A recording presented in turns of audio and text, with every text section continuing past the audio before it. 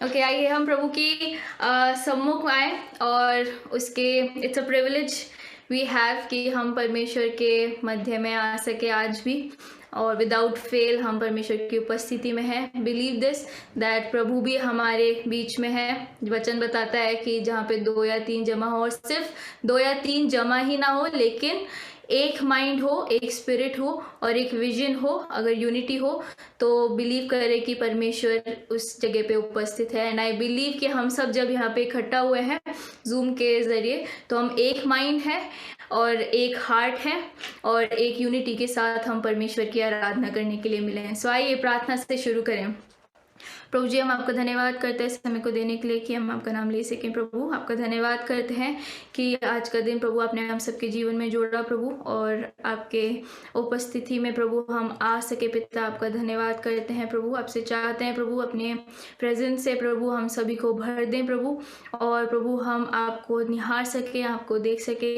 Open our eyes to see you प्रभु, मदद करें कि हम आपको देख सकें और आपके प्रेजेंस को फील भी कर सकें प्रभु जी, और आपकी आवाज़ को सुनने वाले हो सके प्रभु जी। हमें अटेंटिव बनाए पिता, और हमारे माइंड को प्रभु आप शांत करें ताकि हम आपकी आवाज़ को सुन सके। और आज का पूरा सर्विस प्रभु आपके चरणों में सौंपते हैं प्रभु जी। हर एक चीज़, हर एक बात जो बोली जाती है प्रभु, वो सिर्फ और सिर्फ आपकी ओर से हो सके पिता, और हर तरीके के डिस्ट्रैक्शन को इसी वक्त हम कैंसिल करते हैं और प्रभु आपकी प्रेजेंस से हर एक चीज़ को भर देते हैं प्रभु। एक बार फिर धन्यवाद, और आगे का पूरा समय प्रभु आपके चरणों में और आपके हाथों में सौंपते हैं, यीशु मसीह के नाम से, आमीन। आइए कुछ गीतों के साथ परमेश्वर की आराधना करें और उसके सम्मुख में आए।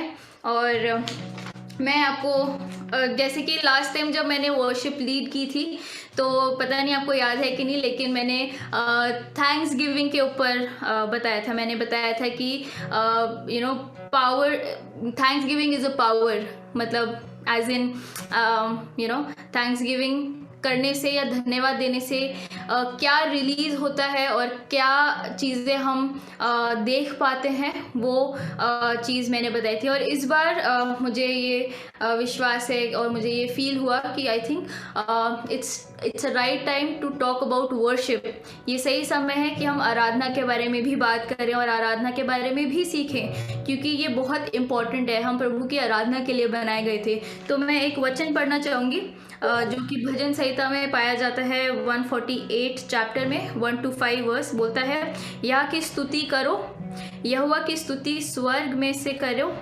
उसकी स्तुति ऊंचे स्थानों में करो। हे उसके सब दूतों, उसकी स्तुति करो। हे उसके सब सेना, उसकी स्तुति करो। हे सूर्य और चंद्रमा, उसकी स्तुति करो। हे सब ज्योतिमय तारागण, उसकी स्तुति करो। हे सबसे ऊंचे आकाश और हे आकाश के सबसे ऊंचे वाले जल, तुम दोनों उसकी स्तुति करो। वे यहोवा के नाम की स्तुति करें, क्योंकि उसी ने आज्ञा दी और ये सिरजे गए। राइट, तो बेसिकली इस पूरे वर्स का जो मतलब है वो ये है कि हर एक चीज़ जो परमेश्वर ने सृष्टि में रची, इनफैक्ट इंक्लूडिंग अस, जो भी चीज़ें प्रभु ने रचा, हम सब मिलके परमेश्वर की स्तुति करें। और आप ये चीज़ जान के बहुत अचंभित होंगे कि इवन जो सूरज है, जो चांद है, जो बर्ड्स हैं, जो पानी में रहने वाले जीव जंतु हैं, सब लोग मिलके परमेश्वर की स्तुति करते हैं। आई डोंट नो आप लोगों को ये अमेज करेगा कि नहीं, लेकिन जब मुझे ये पता चला था तो मैं बहुत अचंभित हुई थी कि सिर्फ हम ह्यूमन बीइंग्स ही नहीं, लेकिन पूरी सृष्टि परमेश्वर की आराधना करती है। एंड मैं आगे भी बताऊंगी कि क्या होता है आराधना करने से क्या होता है। ये हम परमेश्वर की महिमा करें और उसके चरणों में आए।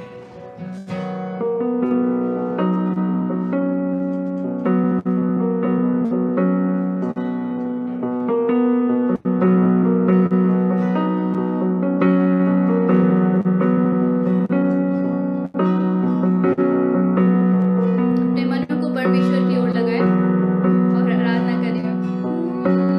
चरणों में तेरे हम आते हैं,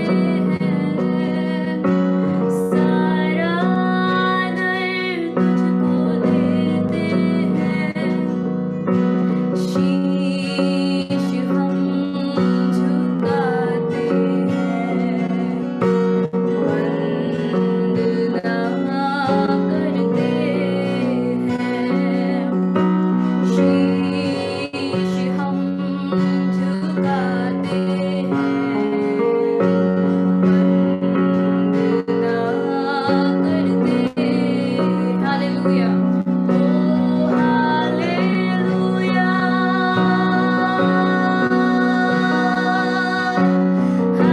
हालेलुया आमीन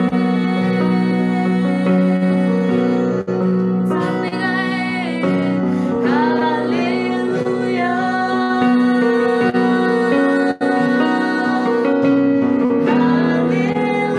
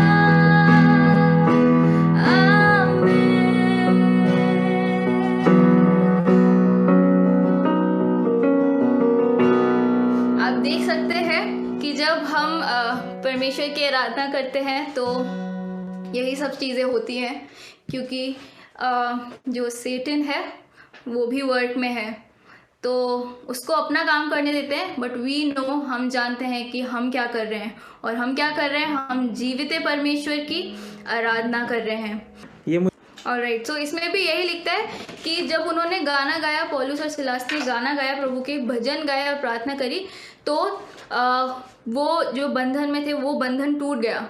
राइट, सो आइए हम परमेश्वर की महिमा कंटिन्यू करें, क्योंकि हमारा आगे आसपास का जो एटमॉस्फेयर होता है वो बदलता है, सब कुछ चेंज होता है, क्योंकि परमेश्वर हमारा जीविता परमेश्वर है, वो सारे बंधनों को तोड़ने के योग्य है। गीत कहता है यहोवा यहोवा यहोवा जिंदा खुदा, वो हमारा बादशाह। आइए इस गीत को गाया परमेश्वर की आराधना करें, और शैतान को बताए कि तुझसे बड़ा परमेश्वर है हमारा, जो इन सारी चीज़ों को कंट्रोल रखता है।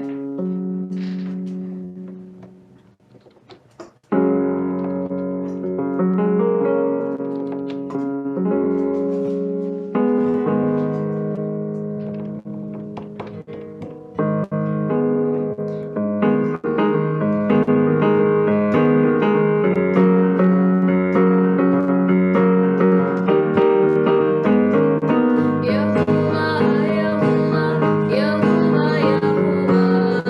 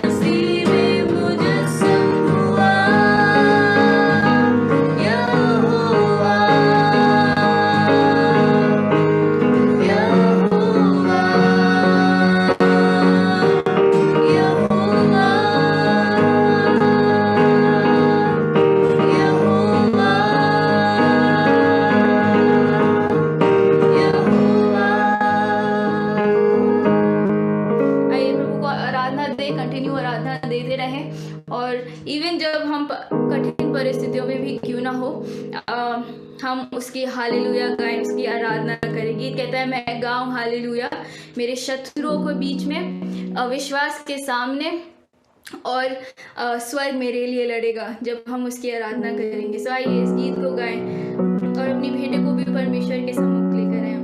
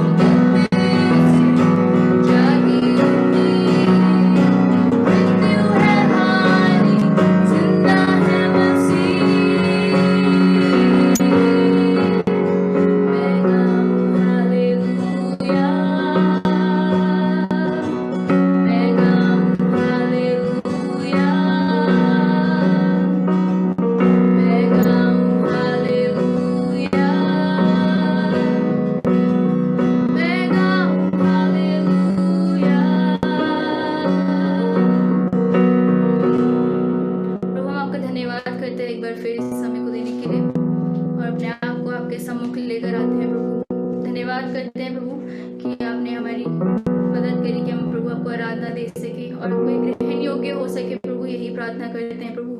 और मदद करें प्रभु कि हम आपको आराधना देते रहें, आपकी स्तुति करते रहें प्रभु जी, क्योंकि आप यही चाहते हैं प्रभु कि हम आपकी उपासना करें, क्योंकि आप जो हैं प्रभु जी आपके समान कोई नहीं, आपके जैसा कोई नहीं है। मदद करें कि प्रभु हम आपको वो सारा आदर सम्मान दे सके, because you are worthy of all praises. धन्यवाद प्रभु, यीशु मसीह के नाम से, आमीन।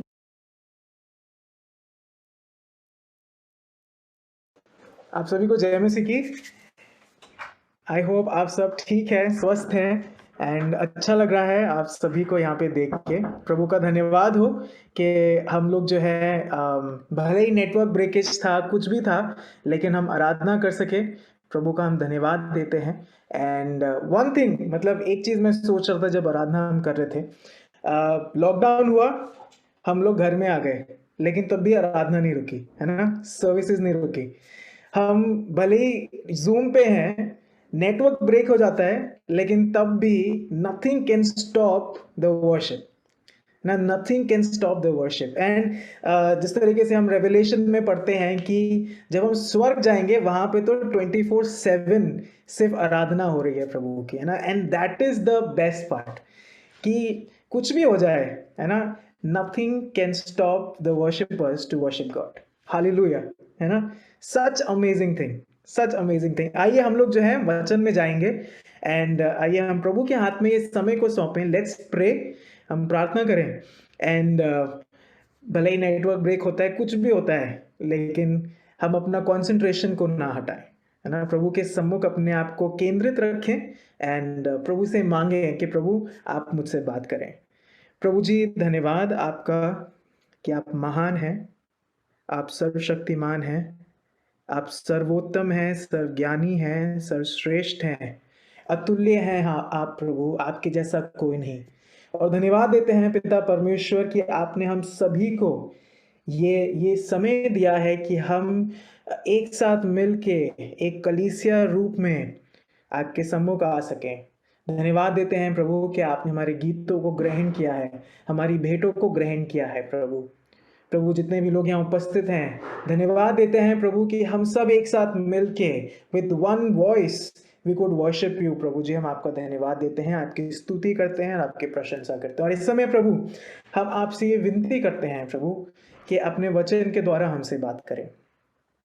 प्रभु जी हम आपसे विनती करते हैं कि नेटवर्क को ठीक रखें। हम आपसे विनती करते हैं प्रभु कि सब कुछ स्मूथली होने पाए। प्रभु हमारा कंसंट्रेशन सिर्फ आप पे बना रहे, हमारा फोकस सिर्फ आप पे बना रहे। प्रभु ये विनती करते हैं। आपकी उपस्थिति के लिए हम आपका धन्यवाद देते हैं। सराधन महिमा प्रभु यीशु आपको मिले। इस छोटी सी विनती को सुने यीशु मसीह के नाम से, आमीन, आमीन। सो शुरुआत में ही मैं एक चीज पूछना चाहता हूं आप सबसे। आप थम्स अप दे सकते हैं, अनम्यूट मत करिएगा माइक, लेकिन थम्स अप दे सकते हैं। आप में से कितने लोगों ने कभी कोई बीज बोया है या किसी गमले में प्लांट को बढ़ते हुए देखा है? आप में से कितने लोगों ने ऐसा किया है? ठीक है, काफी सारे लोग हैं। Thank you so much.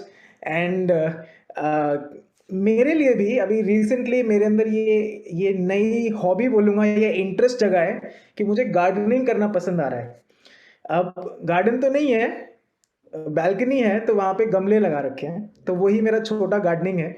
लेकिन वो मेरे अंदर इंटरेस्ट आया है रिसेंटली। एंड अभी तक जो है मैं नर्सरी जाता था, एक गमला खरीद के लगाता था और उसकी देखभाल करता था। लेकिन अभी कुछ 1-2 हफ्ते से मेरे अंदर इंटरेस्ट जागा है कि एक बीज को बोऊं और उसको देखूं कि कैसा बढ़ता है।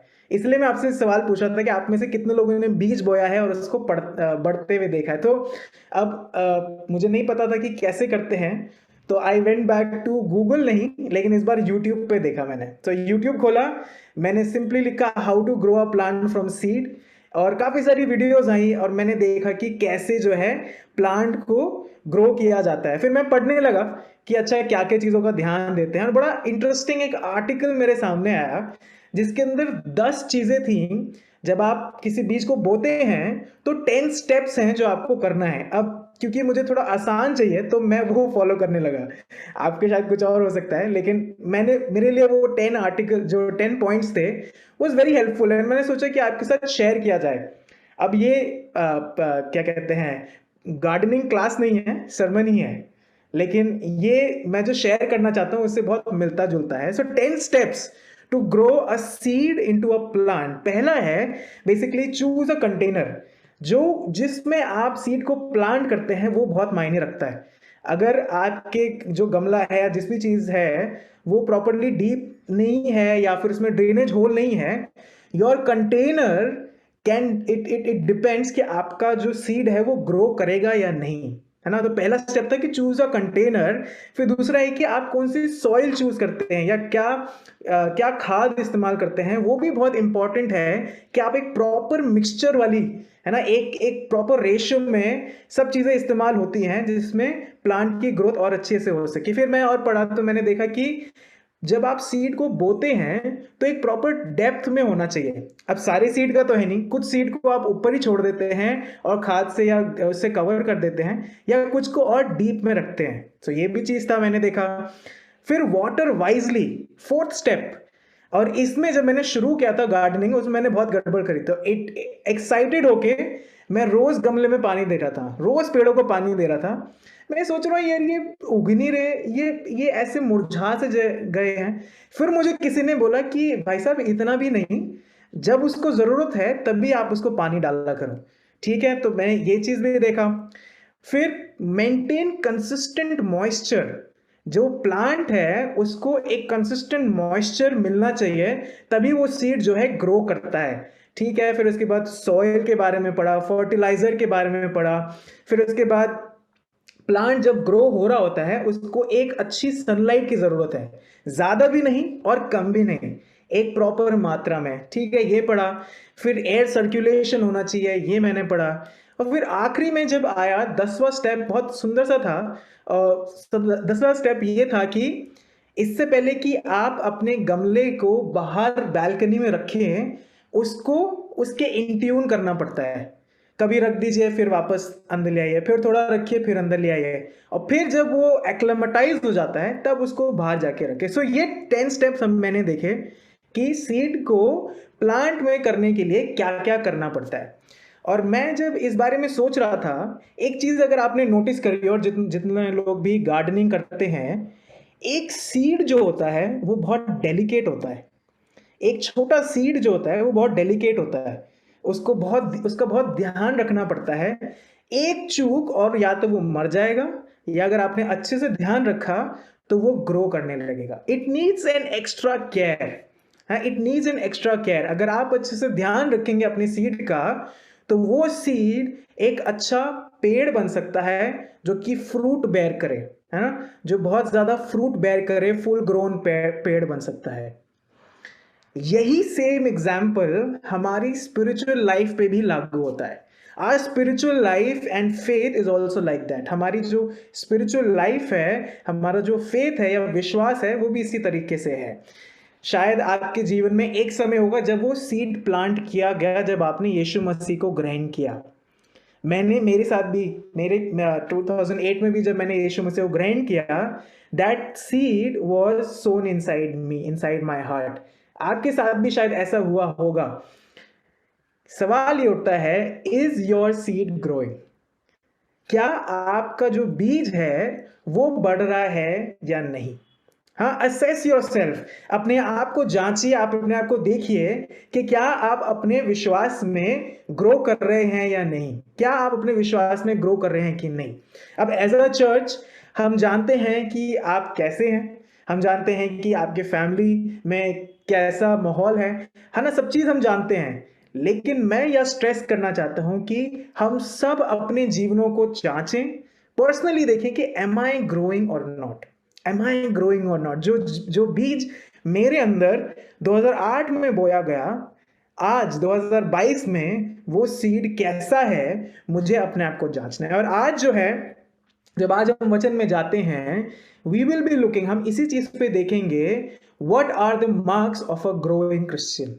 हम लोग जो है इस चीज में देखेंगे कि एक बढ़ते हुए मसीह के क्या क्या निशान हैं या क्या क्या गुण हैं या what are the marks of a growing believer या ग्रोइंग क्रिश्चियन। सो जब हम इस चीज में जाते हैं तो मैं इंकरेज करूंगा कि असेस योर लाइफ, आप अपनी लाइफ को असेस करें, जांचें, देखें कि हम कितना बढ़ रहे हैं या कितना नहीं बढ़ रहे हैं।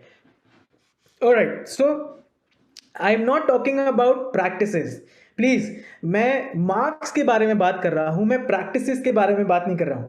मतलब यह है कि मैं ये नहीं शेयर करूंगा कि क्या हम बाइबल पढ़ रहे हैं कि नहीं या प्रार्थना कर रहे हैं कि नहीं।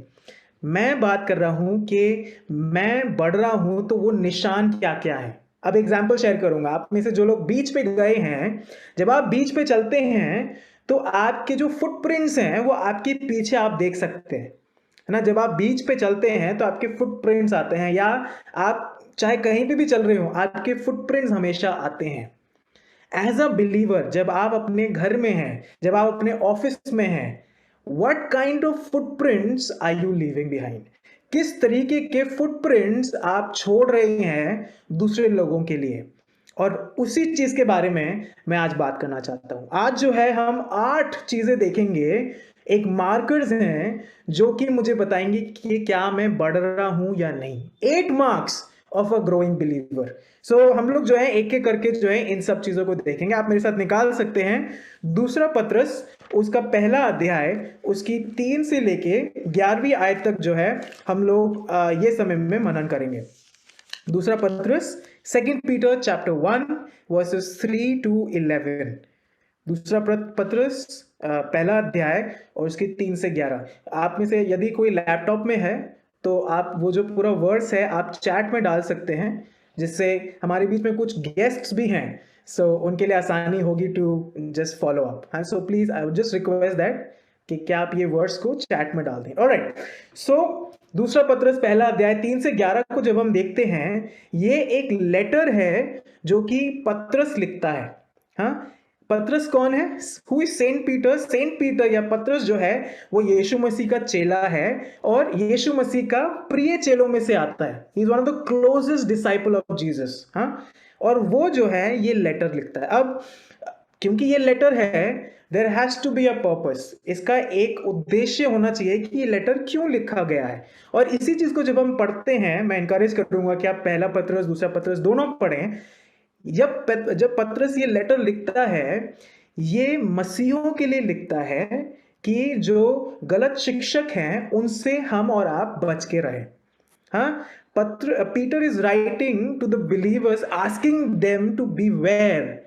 हाँ, जितने भी फॉल्स प्रीचर्स हैं या फॉल्स टीचर्स हैं उनसे जो है बच के रहें। अब जब आप इस पूरे क्या कहते हैं लेटर को पढ़ेंगे तो हमें ये नहीं पता चलता कि कौन है वो false teachers. It is a general way जो कि पत्रस लिखता है।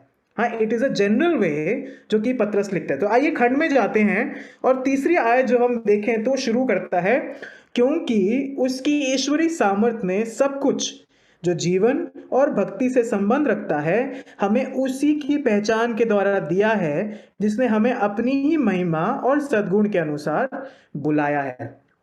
सो अगर हमने देखा तो ये शुरू होता है क्योंकि, बड़ा एब्रप्ट से शुरू होता है ना, क्योंकि। तो इसका मतलब ये है इनकम्प्लीट है। इसका मतलब ये है कि हमें थोड़ा पीछे जाना पड़ेगा समझने के लिए कि पत्रस क्या कह रहा है। हाँ, पहली और दूसरी आयत जब हम पढ़ते हैं तो यहाँ पे लिखा है, शमौन पत्रस की ओर से जो यीशु मसीह का दास और प्रेरित है, उन लोगों के नाम जिन्होंने हमारे परमेश्वर और उद्धारकर्ता यीशु मसीह की धार्मिकता द्वारा हमारे समान बहुमूल्य विश्वास प्राप्त किया है।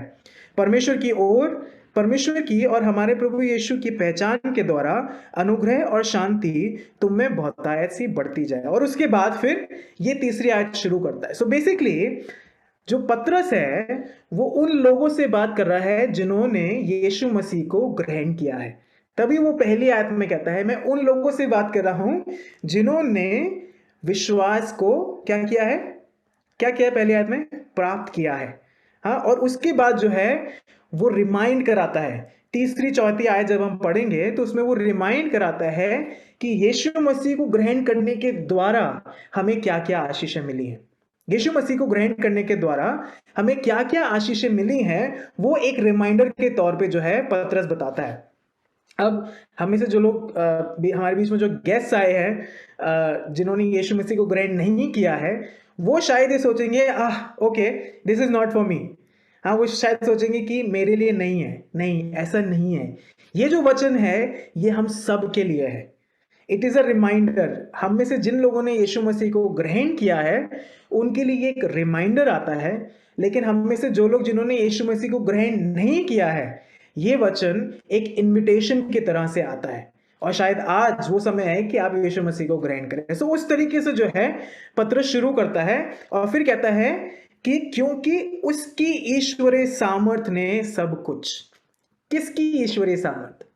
हाँ, ऑफ कोर्स यीशु मसीह के बारे में जो है पतरस बात करता है और कहता है because of his divine power he has given us everything. उसकी ईश्वरीय सामर्थ के द्वारा जो है परमेश्वर यीशु मसीह ने हमें सब कुछ दिया है। और एक तरीके से जब हम इसको समझते हैं, पतरस हमारे सामने ये लेके आना चाहता है या ये कन्वे करना चाहता है that Jesus is the source of everything in my life. Yeshu Masih आपके और मेरे जीवन की सोर्स है, हर एक चीज की सोर्स है या स्रोत है। और वही चीज जो है यहां पे पतरस लेके आता है। लेकिन वो कहता है कि उसकी ईश्वरी सामर्थ ने सब कुछ हमें दिया है। व्हाट सब कुछ? क्या सब कुछ की बात हो रही है? क्या वो ये बोल रहा है कि रिच लाइफ, क्योंकि वो जीवन और भक्ति बोल रहा है? क्या वो ये बोल रहा है कि गुड लाइफ? नहीं, नहीं, ये चीज नहीं बोल रहा है। एक इसको समझने के लिए खंड पढ़ेंगे हम, 2 कुरिन्थियों 12:9। कोई भी निकाल के पढ़ सकता है। 2 कुरिन्थियों 12वां अध्याय और उसकी 9वीं आयत।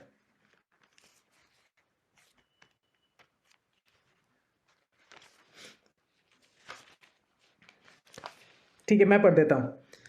पर उसने मुझसे कहा, मेरा अनुग्रह तेरे लिए बहुत है, क्योंकि मेरी सामर्थ निर्बलता में सिद्ध होती है। इसलिए मैं बड़े आनंद से अपनी निर्बलता पर घमंड करूंगा कि मसीह की सामर्थ मुझ पर छाया करती है। सो बेसिकली जब पौलुस ये कहता है, यहाँ पे पतरस भी सेम चीज हमारे सामने कह रहा है कि नहीं, वो गुड लाइफ, रिच लाइफ के बारे में नहीं बात कर रहा है। क्योंकि वचन कहता है कि जब मैं निर्बल हूं तब तू सामर्थी है। इसका मतलब ये है कि Jesus is the source of everything in my life. Jesus is the source of everything in my life. और वो जब बात करता है, वो बात कर रहा है एक गॉडली लाइफ, एक आत्मिक जीवन के बारे में जो है वो बात कर रहा है। और यहाँ पे हमारे सामने एक इंपॉर्टेंट कह सकते हैं स्पिरिचुअल ट्रूथ आता है, और वो ये है, rich life, good life is not permanent. क्या बोलते हैं, अमीर जीवन, अच्छा जीवन परमानेंट नहीं है, एक दिन खत्म हो जाएगा। लेकिन इस खंड के द्वारा पतरस ये कहना चाहता है, focus on him who is permanent in your life. उस पे अपने आप को केंद्रित करें जो कि परमानेंट है मेरी लाइफ में, हमेशा के लिए उपस्थित है मेरी लाइफ में, और वो है यीशु मसीह। हाँ, फिर वो कहता है, पीटर आगे कहता है कि he has given us everything concerning जीवन एंड भक्ति। उसने हमारे सामने सब कुछ दे दिया है जो कि जीवन और भक्ति से संबंध रखता है। इसका मतलब यह about godly life, about godly life के बारे में पतरस बात करता है। सो यीशु मसीह को जब हम एक्सेप्ट करते हैं, उसने हमें सब कुछ बता दिया है कि मैं कैसे एक आत्मिक जीवन जीऊं। अब मेरे सामने एक सवाल उठता है, शायद आप भी सोच सकते हैं, बड़ा कॉमन सा सवाल है कि आत्मिक जीवन क्या है? What is godly life? जब पतरस यहाँ पे कह रहा है कि हमें आत्मिक जीवन के बारे में बता दिया है, what is godly life? Godly life या आत्मिक जीवन, सिर्फ एक चीज में मैं सारांश करना चाहता हूं, और वो है ओबीडियंट टू गॉड। परमेश्वर के प्रति वफादार होना ही आत्मिक जीवन है। इसको हम आगे जाके समझेंगे किस तरीके से जो है पतरस आगे बोलता है। Let's move forward. हाँ, कहता है उसकी ईश्वरी सामर्थ्य ने सब कुछ जो जीवन और भक्ति से संबंध रखता है हमें उसी की पहचान के द्वारा दिया है। हाँ, यीशु मसीह के बारे में तो बता दिया, हमें क्या मिला है वो बता दिया है, लेकिन कैसे मिला है वो भी बता रहा है। यहाँ पे कह रहा है कि उसकी पहचान के द्वारा। अगर आप इंग्लिश बाइबल फॉलो कर रहे हैं तो उसके अंदर बड़ी सुंदर तरीके से कहता है the knowledge of him. The knowledge of him, और जब आप दूसरा पत्रस पूरा पढ़ेंगे, वहां पे पत्रस नॉलेज या पहचान को बार बार लेके आता है। क्या है नॉलेज ऑफ हिम, क्या है उसकी पहचान? यहाँ पे पतरस ये नहीं कह रहा है कि हमें एक सुपरफिशियल नॉलेज मिली है यीशु मसीह के बारे में, जो कि पूरा संसार कहता है। हाँ, संसार के लोगों से जाके पूछे कि ईसा मसीह कौन है, तो आपको जवाब देंगे वो अच्छा पढ़ाने वाला था। हाँ, वो था जिसने अच्छे काम करे, ये सारी चीजें हैं। लेकिन यहाँ पे पतरस जब पहचान की बात कर रहा है, इज टॉकिंग वेरी पर्सनल। वो बहुत पर्सनली कह रहा है कि जब मैं यीशु मसीह के पास आता हूं, अपने पापों को अंगीकार करता हूं, विश्वास करता हूं, उस तरीके से जब मैं यीशु मसीह को जानता हूं, उसके बारे में जो है पतरस यहाँ पे कहता है कि उसी की पहचान के द्वारा, आफ्टर यू नो जीसस, तब जो है वो हमें बताता है कि कैसे एक आत्मिक जीवन जीना है। हाँ, कैसे एक आत्मिक जीवन जीना है। और उसके बाद कहता है जिसने अपनी ही महिमा और सद्गुण के अनुसार हमें बुलाया है ना। यहाँ पे फिर से जो पौलुस अपने लेटर्स में बात करता है कि हमें अपने तरीके से अनंत जीवन नहीं मिला है, हमारे अच्छे कामों के द्वारा हमें अनंत जीवन नहीं मिला है, लेकिन यीशु मसीह के अनुग्रह के द्वारा जो है हमें अनंत जीवन मिला। और उसी चीज को जो है पतरस हमें रिमाइंड कराता है कि जो तुम्हें दिया गया है, या जो तुम्हें बुलाहट मिली है, जो तुम्हें अनंत जीवन मिला है, वो यीशु मसीह की महिमा और उसके सद्गुण के द्वारा है। And that's a blessing. हाँ, दैट्स अ ब्लेसिंग जो कि पतरस हम सभी को रिमाइंड कराता है। हाँ, दैट्स अ ब्लेसिंग जो कि पतरस हमें रिमाइंड कराता है कि जो अनंत जीवन आपको और मुझे मिला है, वो सिर्फ यीशु मसीह के द्वारा है और किसी के द्वारा नहीं है। तो इसका मतलब ये है, तीसरी आयत में पतरस ये रिमाइंड करा रहा है या याद दिला रहा है कि जब मैं यीशु मसीह को ग्रहण करता हूं, जब मैंने यीशु मसीह पे विश्वास किया है, तो we get to know the source of everything. हमें जो हर एक चीज का स्रोत है वो मिल जाता है, और हमें एक फ्री गिफ्ट मिल जाता है जो कि अनंत जीवन है। वो ये रिमाइंड करा रहा है हम सभी को। आगे जब जाते हैं, एक तरीके से ये सीड प्लांट होने की तरह है। हाँ, वो सीड प्लांट हुआ है हमारे अंदर, and it's a free gift. हमने कुछ नहीं किया, हमने कुछ पे नहीं किया, सिर्फ यीशु मसीह के अनुग्रह के द्वारा जो है हमें अनंत जीवन मिला। और चौथी आयत में जो है वो फिर से रिमाइंड करा रहा है, हाँ, is carrying it forward, and कहता है जिनके द्वारा उसने हमें बहुमूल्य और बहुत ही बड़ी प्रतिज्ञाएं दी हैं। हाँ, बहुत ही बड़ी प्रतिज्ञाएं दी हैं। यहाँ पे पतरस रिमाइंड करा रहा है कि जब आप यीशु मसीह को ग्रहण करते हैं, जब हमने यीशु मसीह को ग्रहण किया है, आपको और मुझे एक बहुत ही बहुमूल्य और बहुत ही बड़ी प्रतिज्ञा मिली है। आपको और मुझे, हम सभी को एक बहुत ही बहुमूल्य और बहुत ही बड़ी प्रतिज्ञा मिली है। लेकिन क्या है वो प्रॉमिस? व्हाट इज दैट प्रतिज्ञा? क्या है वो प्रॉमिस? Money, fame, comfort? हाँ, सब कुछ अच्छा हो जाएगा, सब कुछ बहुत बढ़िया हो जाएगा? नहीं, ये प्रॉमिस के बारे में नहीं बात कर रहा है वो बात कर रहा है अनंत जीवन और भरपूर जीवन के बारे में। जब हम यीशु मसीह को ग्रहण करते हैं, we get an abundant life and a fruitful life. हमें अनंत जीवन मिल जाता है और हमें भरपूर जीवन मिल जाता है। और हम सब जिन्होंने यीशु मसीह को ग्रहण किया है, भले ही हम मुश्किलों से होकर गुजरते हैं, तब भी हमारे अंदर पीस रहता है। भले ही हम बहुत अच्छे समय से होकर गुजरते हैं, तो हम एंजॉय कर पाते हैं। क्यों? क्योंकि हमें ये पता है कि मुझे वो सोर्स मिल गया है जहां से मेरा छुटकारा होगा, जहां से मुझे सब कुछ मिलेगा। और वही चीज जो है पतरस यहाँ पे याद दिलाता है कि हमें बहुत बड़ी और बहुमूल्य प्रतिज्ञा मिली है। लेकिन आगे वो एक्सप्लेन करता है कि क्या है वो अबंडेंट लाइफ। हाँ, क्या है वो अबंडेंट लाइफ? ताकि इनके द्वारा तुम उस सड़ाहट से छूटकर जो संसार में बुरी अभिलाषाओं से होती है, ईश्वरीय स्वभाव में क्या लिखा है? सहभागी हो जाओ। एंड वो ये एक्सप्लेन करता है, वेरी स्ट्रॉन्ग है ना, बहुत ही स्ट्रॉन्ग है ये स्टेटमेंट जो पतरस यहाँ पे कहता है। और ये एक रिमाइंडर हमारे सामने आता है कि जिस दिन हमने यीशु मसीह को ग्रहण किया था, मैंने 2008 में किया था, आप सोच सकते हैं कि आपने कब किया था, कौन से वर्ष में किया था। दैट वेरी मोमेंट, उसी क्षण जो है आपका और मेरा छुटकारा हो गया था शैतान के बंधन से। आपका और मेरा छुटकारा हो गया था पावर ऑफ सिन से। जो सड़ाहट थी हमारे जीवन में, उससे छुटकारा हो गया था। और वो याद दिलाता है हमें। हाँ, और अब जब हैं हम आज के इस प्रेजेंट टाइम में 2022 में, आप और मैं we are no more sinners. आप और मैं पापी नहीं है, हमारे अंदर वो गिल्ट नहीं है। क्यों? क्योंकि अब हम परमेश्वर के स्वभाव में सहभागी हो चुके हैं। परमेश्वर के स्वभाव में सहभागी हो चुके हैं। इसको समझने के लिए आप मेरे साथ निकालिए यूहन्ना उसका पहला अध्याय और उसकी 12वीं आयत। John chapter 1 verse 12। यहाँ इस प्रकार लिखा है, परंतु जितनों ने उसे ग्रहण किया उसने उन्हें परमेश्वर के संतान होने का अधिकार दिया, अर्थात उन्हें जो उसके नाम पर विश्वास रखते हैं। अब मैं ये सवाल नहीं पूछूंगा कि आप में से कितने लोग उस पर विश्वास रखते हैं। हाँ, मैं ये सवाल नहीं पूछूंगा, लेकिन मैं ये आपके सामने लेके आना चाहता हूं कि it's a blessing for us कि अब हम जो हैं वो परमेश्वर की संतान कहलाते हैं। And that's a blessing. और पतरस जो है शुरुआत में ही हमें ये रिमाइंड करा रहा है कि जैसे ही मैंने यीशु मसीह को ग्रहण किया, बहुत सारी आशीषें मेरे पास आई, बहुत सारी आशीषें मेरे जीवन से जुड़ गई। क्या है वो आशीष? पहली चीज हमने देखी कि हमें वो सोर्स पता चल गई, जो सोर्स है मेरी सारी चीजों का, जो है Yeshu Masih. I got the source. दूसरा, मुझे अनंत जीवन एक तोहफे के रूप में मिल गया।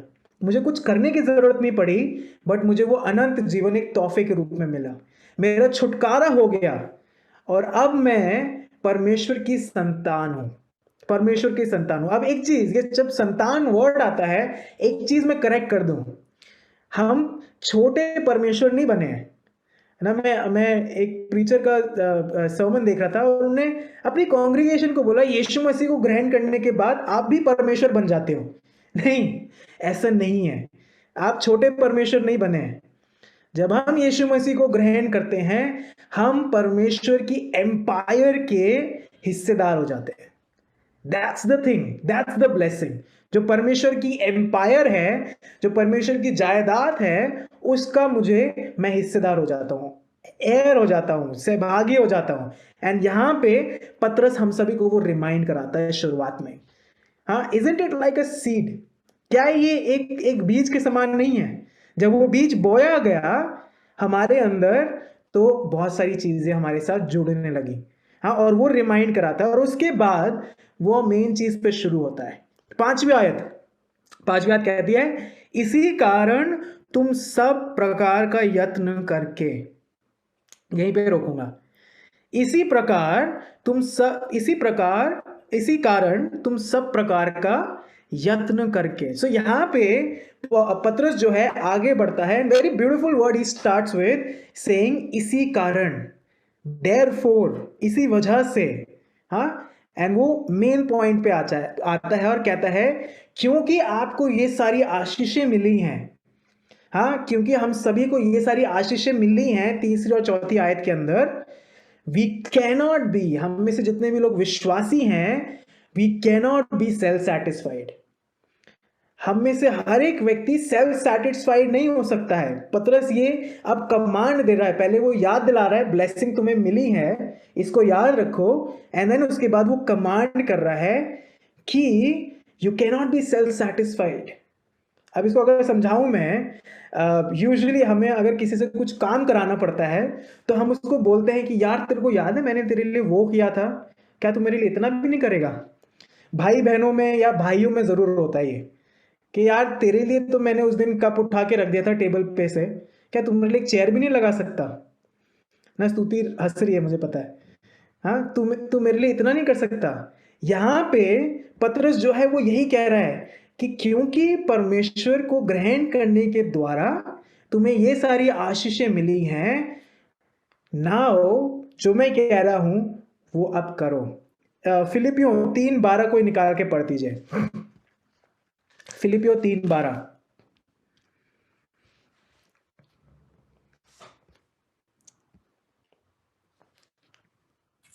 यह नहीं कि मैं प्राप्त कर चुका हूँ या सिद्ध हो चुका हूँ, पर उस उद्देश्य की पूर्ति के लिए अक्सर होता जाता हूँ जिसके लिए मसीह यीशु ने मुझे पकड़ा था।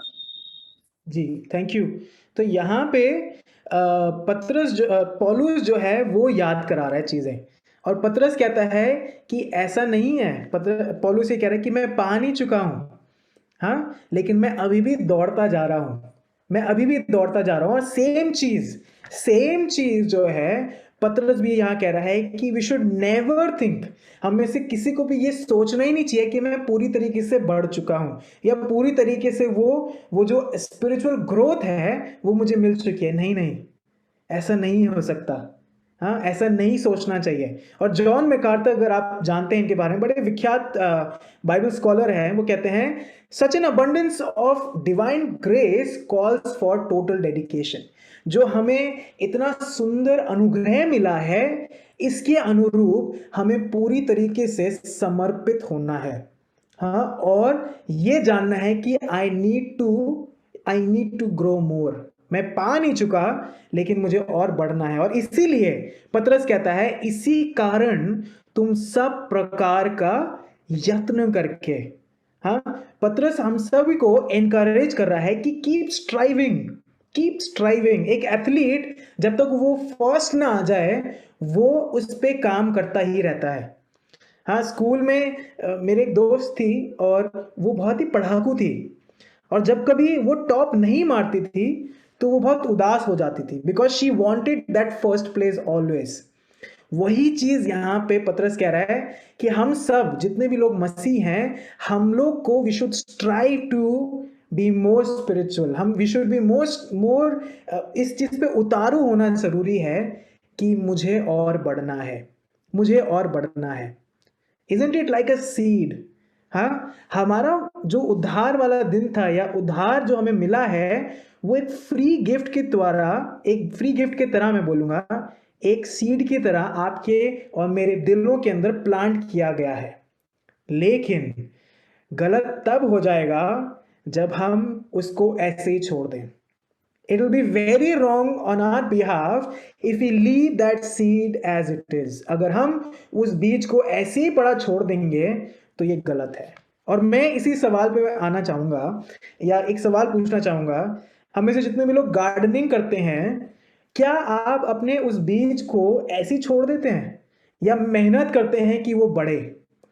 हाँ, मतलब मार्केट में जाके अलग अलग खाद ले आते हैं, है ना, पानी डालते हैं, प्रूनिंग करते हैं, या अगर वो जल जाता है तो उसको अंदर ले आते हैं, है ना। हम पूरी कोशिश करते हैं कि यार वो सीड बढ़े, है ना, वो सीड बढ़े, ग्रो हो।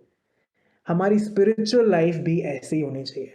Same thing is should be for our spiritual life. हमारे आत्मिक जीवन में भी यही सेम चीज होना चाहिए। और इसके बाद जो है पतरस ये 8 पॉइंट्स हमारे सामने रखता है, या 8 मार्कर्स हमारे सामने रखता है, जो हमें बताता है कि क्या मैं बढ़ रहा हूं कि नहीं, क्या मैं बढ़ रहा हूं कि नहीं। एंड मैं इनकरेज करूंगा, पतरस जो है ये एक चेन के रूप में बोल रहा है, लेकिन ये सिर्फ एक स्टाइल ऑफ राइटिंग है। ये सिर्फ एक स्टाइल ऑफ राइटिंग है। मेन पॉइंट ये है कि क्यों ना हम अपने जीवनों को रिफ्लेक्ट करें कि क्या मैं इन चीजों पे बढ़ रहा हूं कि नहीं। Let's move forward quickly. कहता है जिनके द्वारा उस सॉरी 5th वर्स, इसी कारण तुम सब प्रकार का यत्न करके अपने विश्वास पर, पहला चीज जो ग्रोथ है या मार्कर है वो है विश्वास, है ना। पतरस जो है शुरू करता है पहली चीज से, विश्वास। एंड विश्वास इज द की। विश्वास जो है वही मेन चीज है हर एक मसीह के लिए, या हर एक मसीह की जो जर्नी है उसका स्टार्टिंग पॉइंट ही फेथ है। अगर विश्वास नहीं तो कुछ भी नहीं। और पतरस उसी चीज पे शुरुआत करता है, विश्वास से। लेकिन विश्वास किस चीज पे, या किस बारे में, या किस चीज पे? फेथ, विश्वास उस चीज पे कि मैं मानता हूं कि यीशु मसीह ने मेरे पापों को छुटकारा किया, पापों से मुझे क्षमा किया, और यीशु मसीह ही मेरा उद्धार करता है। वो है विश्वास के बारे में पतरस बात कर रहा है। और यहां पे कहता है विश्वास पर, इंग्लिश बाइबल में कहता है add on to your faith. हाँ, add on to your faith. और जब इस एड वर्ड को हम समझते हैं, एड वर्ड का मतलब है लैविशली उस पे ऐड कर देना, जेनरसली उसको उस पे ऐड करना। अब इसको अगर समझें तो एक बड़ा अच्छा सा एग्जांपल आता है इंडियन वेडिंग्स का, है ना। भारतीय शादियां जब हम देखते हैं, फैमिलीज के लिए वो शादी बहुत ही मेन चीज होती है ना। उसमें सब कुछ लैविशली किया जाता है।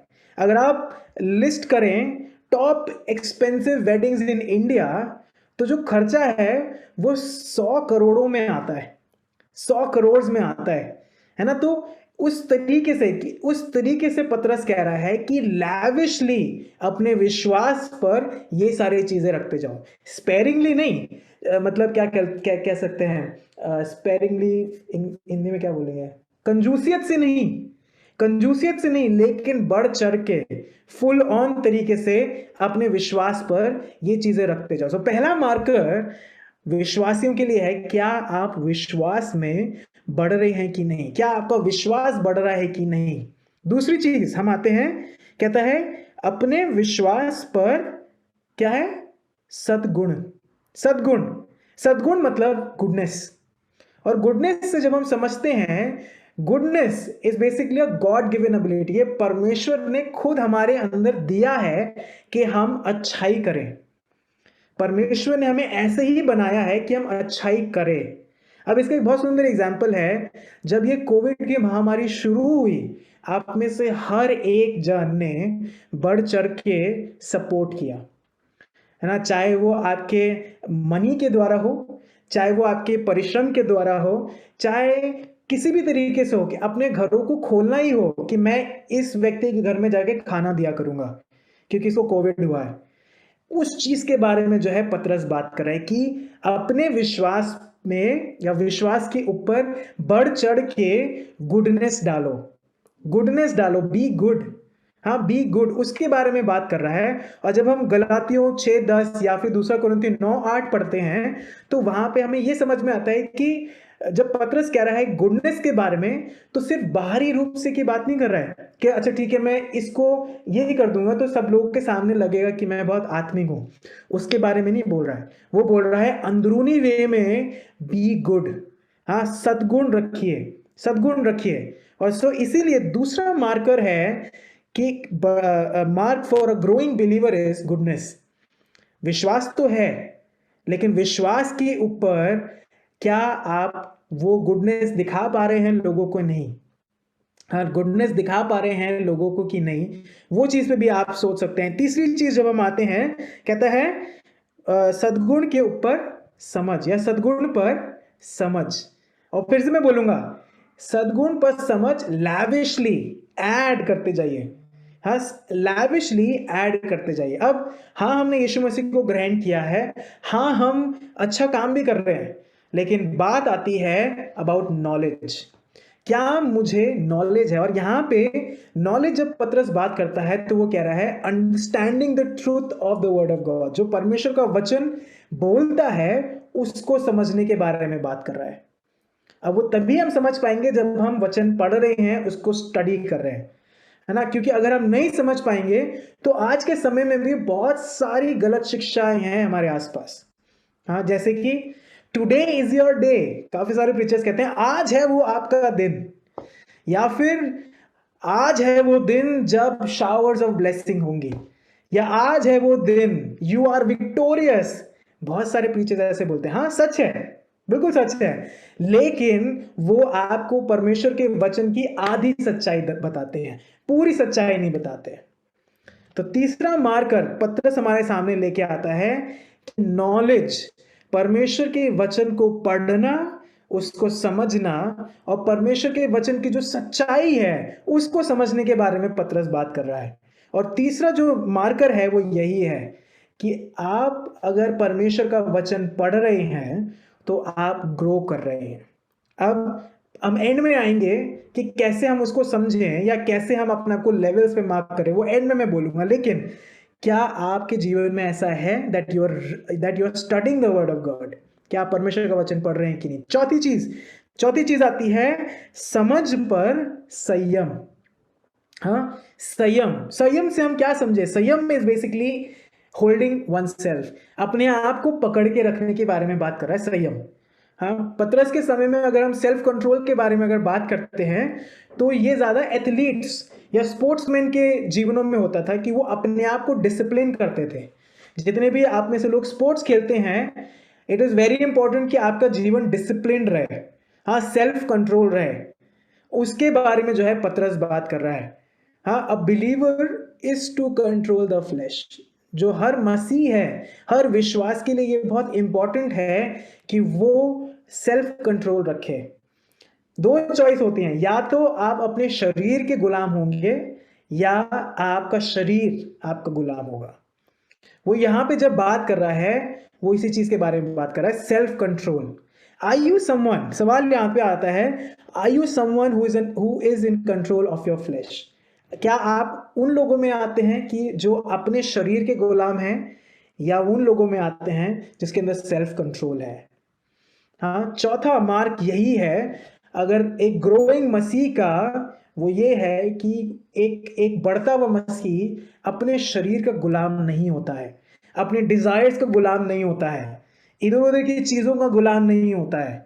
ही हैज सेल्फ कंट्रोल, यहाँ पे उसके बारे में बात कर रहा है। और फिर आगे जब हम जाते हैं पांचवें के अंदर, इट टॉक्स अबाउट धीरज। हाँ, संयम पर धीरज रखे, मतलब लैविशली धीरज रखिए। और धीरज जब हम देखते हैं, ये संयम और धीरज ऑलमोस्ट एक ही तरीके में आता है।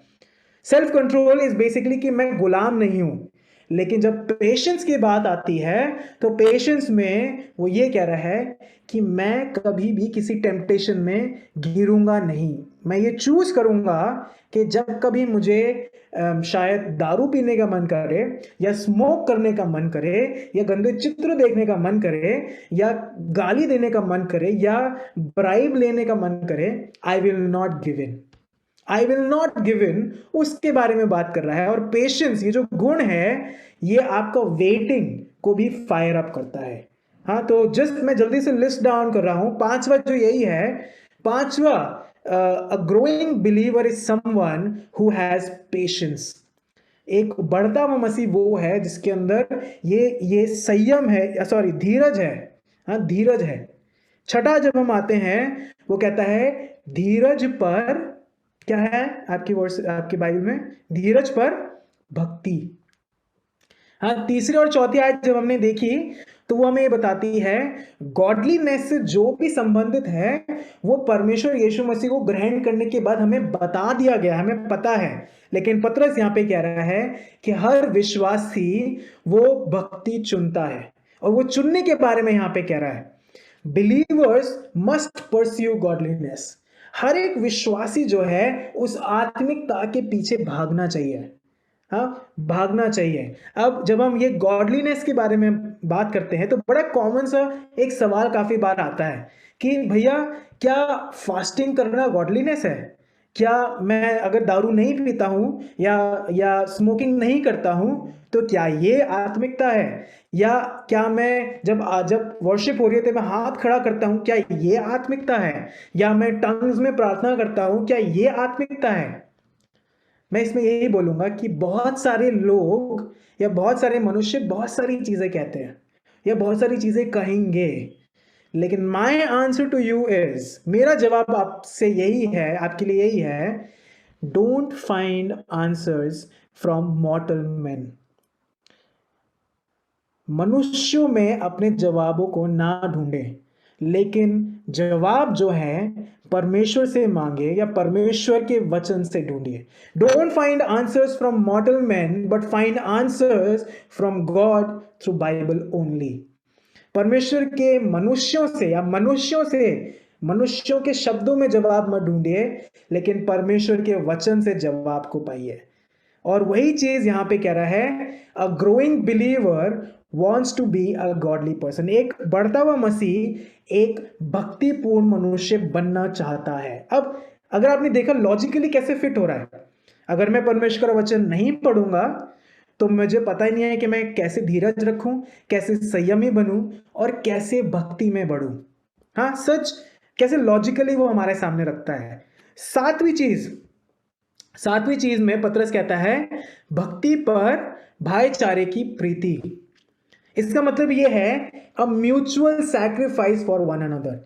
ये मैंने एग्जांपल बहुत बार शेयर किया है जब हम प्रेरितों के काम पढ़ते हैं तो वहां पे हम बार बार पाते हैं कि जितने भी लोग जिन्होंने यीशु मसीह को ग्रहण किया वो अपनी जमा पूंजी को लाते थे, एक साथ इकट्ठा करते थे और फिर जिन लोगों को जरूरत होती थी उनको दे दिया जाता था। यहाँ पे जो पतरस बात कर रहा है वो ये बात कर रहा है कि जो तुम्हारे भाई लोग हैं, जो तुम्हारे कलीसिया के लोग हैं, जो तुम्हारे साथ में रहते हैं, उनसे प्रेम करो। उनसे प्रेम करने के बारे में जो है पतरस बात कर रहा है। Sixth mark of a growing believer is brotherly affection. अब बड़ा कॉमनली हम लोग यूजुअली ये देखते हैं कि हम लोग दुनिया से प्रेम करना चाहते हैं है ना। बार बार हम देखते हैं कि प्रभु मुझे बना ऐसा कि मैं दुनिया से प्रेम कर सकूं, लेकिन पतरस कहता है पहले अपने भाई से तो प्रेम कर ले, फिर दुनिया के बारे में सोचना। यहाँ पे पतरस उसी के बारे में कहता है। और प्लीज को निकाल के पढ़ लीजिए यूहन्ना 4:20, यूहन्ना उसका 4 अध्याय और उसकी 20वीं आयत। और मैं पढ़ देता हूं।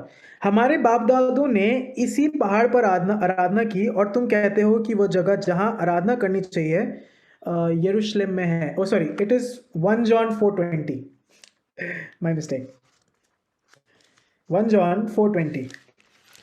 प्रेम के बारे में हम लोग बात करते हैं इसमें, और कहता है यदि कोई कहे मैं परमेश्वर से प्रेम रखता हूं और अपने भाई से बैर रखे तो वो झूठा है, क्योंकि जो अपने भाई से जिसे उसने देखा है प्रेम नहीं रखता तो वो परमेश्वर से भी जिसे उसने नहीं देखा प्रेम कैसे रखेगा। है ना। हम कहते तो हैं कि प्रभु मैं तुझसे प्रेम करता हूं, लेकिन अगर मैं भाई से प्रेम नहीं कर रहा हूं अपने, तो मैं शायद परमेश्वर से भी प्रेम नहीं कर रहा हूं। और यहाँ पे पतरस यही कहता है कि अगर आप बढ़ रहे हैं, अ mark of a growing believer is कि वो अपने साथी विश्वासी भाई से भी प्रेम करता है। 8वां और आखिरी मार्क है प्रेम। Peter ends this list with love. वो प्रेम से या प्रेम शब्द से इस लिस्ट को खत्म करता है। और अगर आपने ऑब्जर्व किया, पतरस शुरू करता है विश्वास से और खत्म करता है प्रेम से, है ना। और अगर समझें, विश्वास जो है रूट है हर एक चीज की, और प्रेम जो है हर एक मसीह का गोल है कि मैं जिस तरीके से यीशु मसीह ने प्रेम किया वैसे ही मैं लोगों से प्रेम कर सकूं।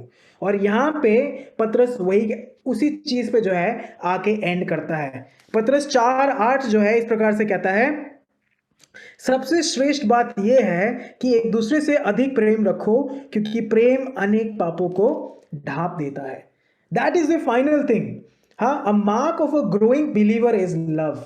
आप सोच सकते हैं कि आप प्रेम करते हैं कि नहीं। हाँ, लेट्स रिकैप क्विकली। 8 चीजें हमने देखी या 8 मार्कर्स हमने देखे जो कि एक बढ़ते हुए मसीह के जीवन में होने चाहिए। विश्वास, है ना, faith, goodness, knowledge, self control, patience, godliness, brotherly affection, love, है ना। बाइबल में हमने ये पूरी लिस्ट को देखी है। हमने समझा भी है कि इसका मतलब क्या है। हाँ, और ये मार्कर जो है हमें दर्शाते हैं कि क्या मैं अपने विश्वासी जीवन में बढ़ रहा हूं कि नहीं। हाँ, ऑफ कोर्स बाइबल में बहुत सारे अलग अलग मार्कर्स हैं, लेकिन इस खंड के अनुसार हमारे सामने ये 8 चीजें दी गई हैं।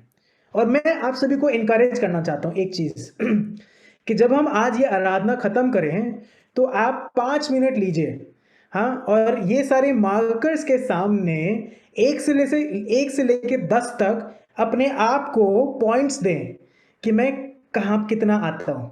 हाँ, अगर बात आती है गॉडलीनेस की या गुडनेस की, तो 1 से लेके 10 के बीच में मैं कौन से नंबर पे आता हूँ।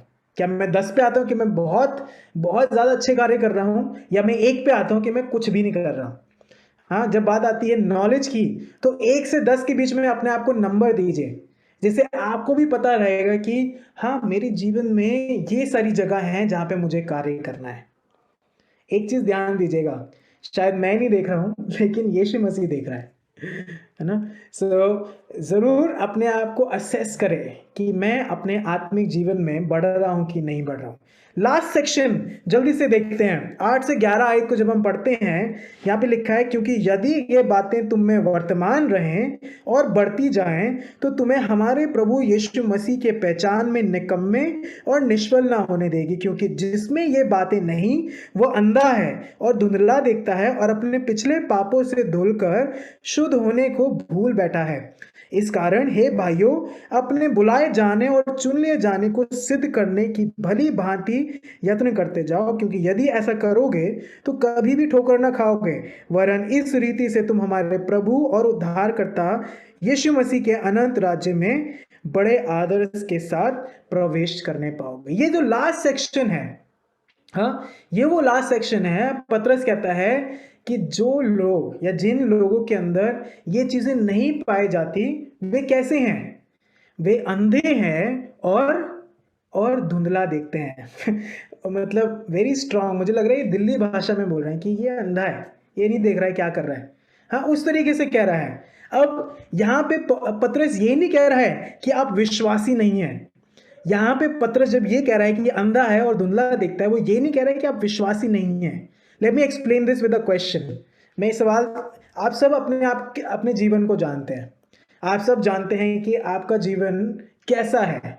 मैं आपके सामने इस सवाल रखना चाहता हूं कि अगर आप अभी मर जाएं, हाँ, 1:25 पे आप मर जाएं, तो क्या आप स्वर्ग जा रहे हैं या नरक जा रहे हैं? ओके, थोड़ा हैवी सवाल है, सीरियस सवाल है, लेकिन आप सोचिए, अगर आप अभी मर जाएं तो क्या आप स्वर्ग जा रहे हैं या नरक जा रहे हैं? अब थम्स अप मत दीजिएगा, आप अपने दिमाग में सोचिएगा। जिन लोगों ने यीशु मसीह को ग्रहण किया है और वो ये कहते हैं कि नहीं, मैं नरक जाऊंगा, ये जो आयत है ये आपके लिए है। सॉरी, लेकिन ये आयत आपके लिए है। वो इसलिए है, पतरस यहाँ पे कहता है, Christians who miss these markers, जितने भी मसीह जिनके जीवनों में ये चीजें नहीं पाई जाती, वो अपने जीवन को देख ही नहीं पा रहे, अपनी स्पिरिचुअल कंडीशन को भी नहीं देख पा रहे। ये उन लोगों के बारे में बात हो रही है कि हाँ, यीशु मसीह को तो ग्रहण कर लिया है, लेकिन अगर मेरे जीवन में ये चीजें नहीं है तो मैं अपने आत्मिक कंडीशन को नहीं देख पा रहा हूं, आत्मिक कंडीशन को नहीं देख पा रहा हूं। और एक बाइबल स्कॉलर ने बड़े सुंदर तरीके से ये लिखा, failure to have these markers growing in our lives produce spiritual amnesia. हाँ, वो अपने बदले हुए जीवन को या पाप से मुक्त को भुला बैठे हैं। यहाँ पे वो ये बोल रहा है कि वो भूल ही गए हैं कि उनका उद्धार हुआ है, तभी तो वो कह रहे हैं कि मैं नरक जाऊंगा, क्योंकि वचन ही कहता है अगर आपने यीशु मसीह को ग्रहण कर लिया एक बार तो आप स्वर्ग जा रहे हैं। अब मैं ये नहीं बोल रहा कि आप पाप करें तो स्वर्ग जाएंगे।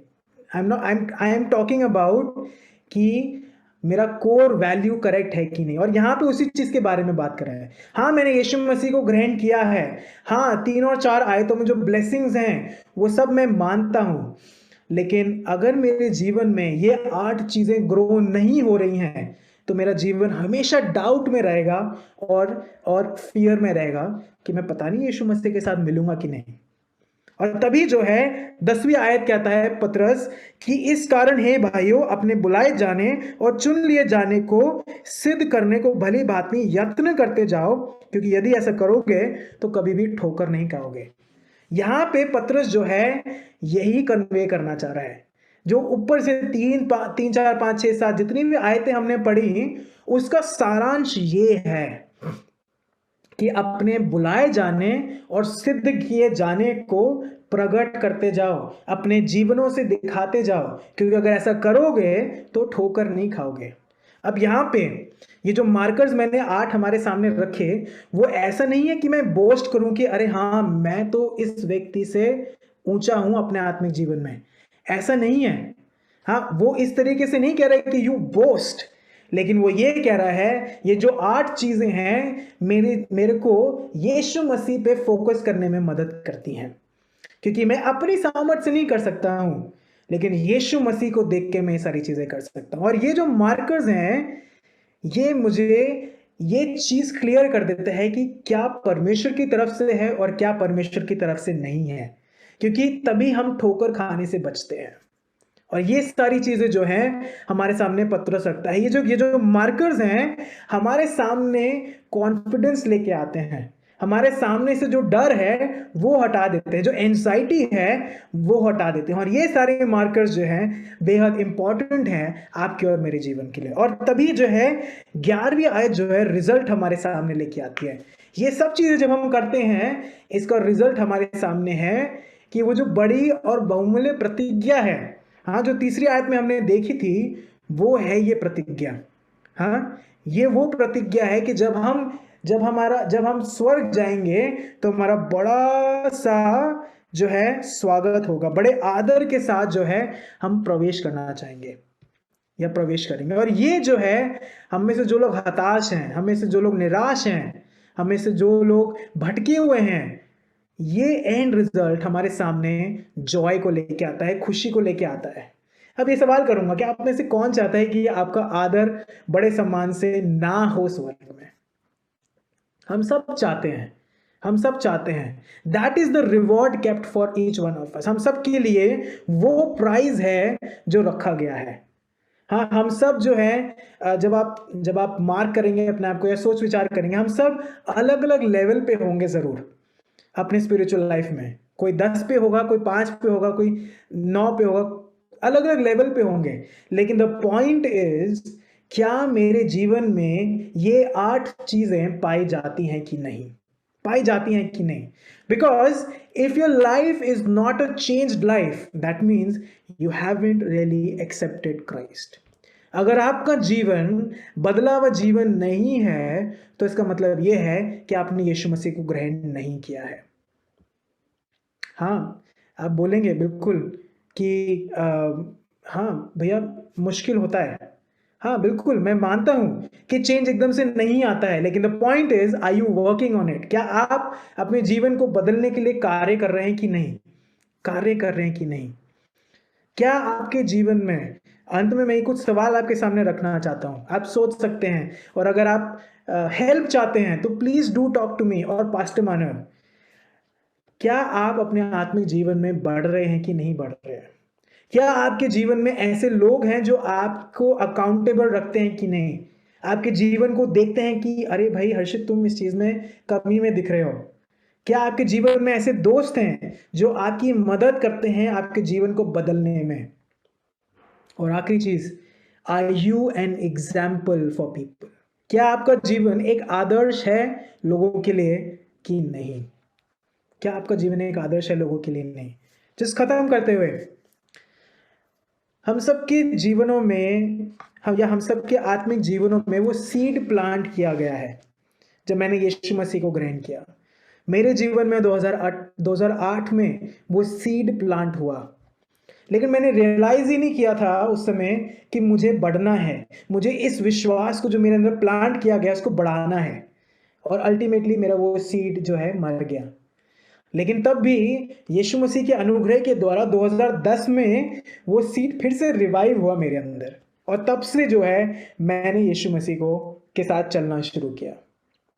When did you accept Jesus? कब आपने यीशु मसीह को ग्रहण किया?